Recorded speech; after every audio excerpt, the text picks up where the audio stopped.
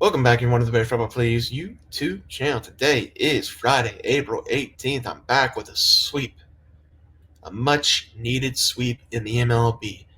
I am in personal shambles because every team that I want to win and be successful is absolute dog shit. Dallas, horrible. They're going to be horrible for the next 10 years or until Jerry Jones dies. Nationals, back to back losses, one of them management, the other one they can't hit a ball. 1-0 loss to the Pirates. Royals, I bet against them and I'm still mad they lost. 6-1 final score. We had the Tigers -1.5. It's not a problem with the pitching. It's not a problem with management. They can't hit the ball. The difference in that game was that the Detroit Tigers hit the ball with people on base, and they had people on base. And the Kansas City Royals, the one time that they could threaten, they went pop out, strikeout. That's been the entire season for Kansas City. Probably going to be that way the entire year. 4-0 day. Phillies -1.5. Thank God they got that run in the bottom of the eighth because Tyler Fitzgerald hit a solo shot at the top of the ninth. Made it 6-4. Tigers -1.5. Just talked about that. Gunnar Henderson, home run his first at bat, double in his second at bat. Very easy cash there. Then Kumar Rocker over 2.5. He was actually wheeling and dealing a little bit. Gave up one run in the first inning, and then he just gave up 2 runs in the top of the fifth. So we had a 4-0 day. Love to see that. Looking for another 4-0 day tomorrow. So let's do it. Let's get into it. D-backs going up against the Cubbies. Corbin Burns back on the mound. I've been on record saying I trust him with my life. This year, 5-point-something ERA. Hasn't been the best for the D-backs. He was really one of the better gets this season for the offseason for the D-backs. Going up against Colin Ray, who's coming in with a 1.00 ERA. Very good for the Cubs. And once again, the Chicago Cubs, I didn't think they'd be overly great to start the season. They have been pretty dang good, especially with the bats. They're towards the top of the MLB. I think they're sitting at second right now in total runs per game of 5.90. D-backs right behind them, though, 5.44. Neither one of these teams' bullpens have been great. Starting pitching has been lacking a little bit. Justin Steele, I'm going to give him a little bit of leeway because he had to face off the Dodgers twice. So that's really not fair, or at least once for Justin Steele, and that ERA kind of fluctuated way up, and then he had a pretty good start in his last one back down. So it's going to be Colin Ray going up against Corbin Burns.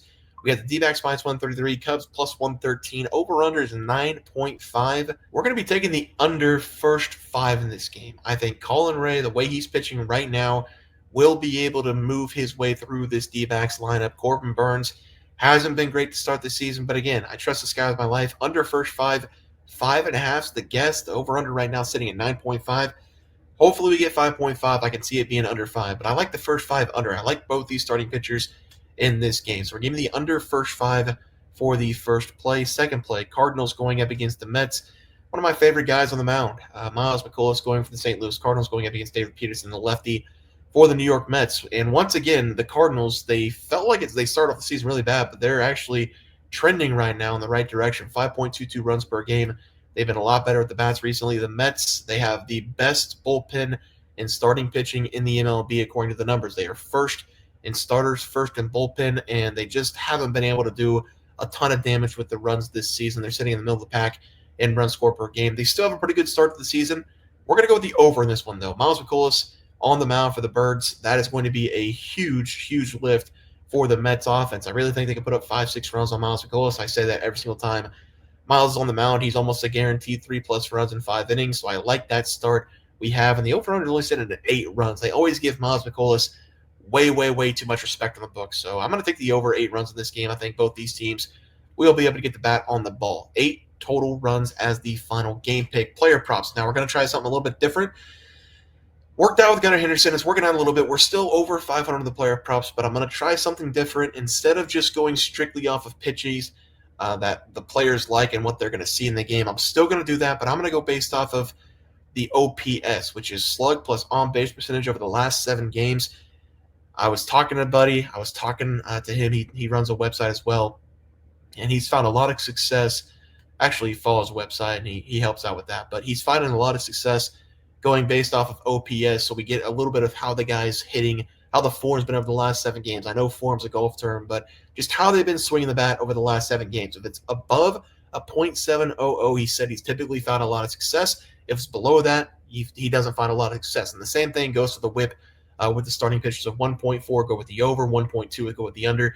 So we're going to try a little bit of numbers. I'd like to mix and match it throughout the season. I'm still going to go off of pitches and what they hit best, but we're going to try to do this OPS thing for just a little bit. But looking at Cal Raleigh in this game, over 1.5 bases, 0.929 OPS over the last 7 games, and really he's only been under 0.70 in one game over the last 7. He's been hammering the ball over the last several games. He's going to get a right-handed matchup here going up against Bowden Francis. 209 batting average for the season, 605 slug percentage.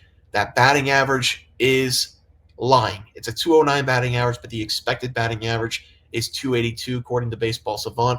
The fastball, we're going to see it 57% of the time out of Bowden Francis. He does not necessarily hit the fastball very well this season, but he has a 303 expected batting average going up against the fastball. If he does throw that split, he's hammered it every single time this year, hitting 2 home runs off that split finger. So I love Cal Raleigh in this game, over 1.5 bases going up against the Blue Jays. For the pitching prop, going to pick on Jacob deGrom just a little bit here for the Texas Rangers. Going to go under 15.5 outs. Now, I said the first time Jacob deGrom pitched, he might pitch well.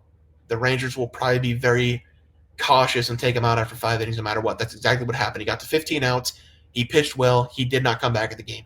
I'm going to go right back to an under 15.5 outs. This time I think he's going to get beat up just a little bit going up against the Dodgers, but the Rangers have not let Jacob deGrom go more than 6 innings in any game this season. His numbers aren't great, but he could have definitely gone more than 6 innings in some of these games. They are still being very cautious with Jacob deGrom. They're going to be extra cautious in this game. He's going to give up 2 or 3 runs against the Dodgers. He's going to be pulled out after 5 innings or maybe sooner than that. The Dodgers this season, they're top 5 in the MLB at batting against right-handed pitching at 258 batting average. Slugging is good, on-base percentage is good, and they have 70 runs against righties so far this season. One of the top numbers in baseball going up against the right side for any team this year. Jacob deGrom, you see the struggles with the fastball. It's been his worst pitch so far this season. -4 run value against that fastball for him against opposing teams. A 300 batting average people are hitting it on. Dodgers crush the fastball. They really do. I like deGrom here under 15.5 outs as the final player prop of the day. Let's go to that double parlay and hits parlay.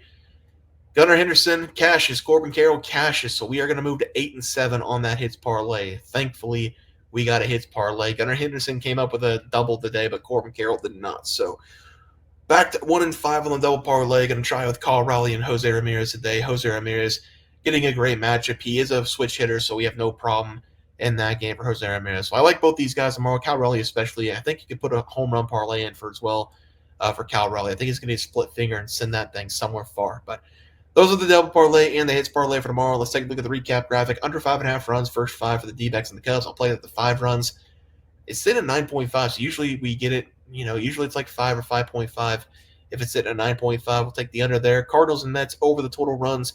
deGrom under 15.5 outs going up against the Dodgers, and then Cal Raleigh over his 1.5 bases going up against the Blue Jays as the final play of the day. Guys, that's going to do it for the MLB picks and props for Friday, April 18th slated games. If you guys enjoyed the content, please sure to drop a like this video and subscribe to the channel below. See you guys next video, and thanks for watching.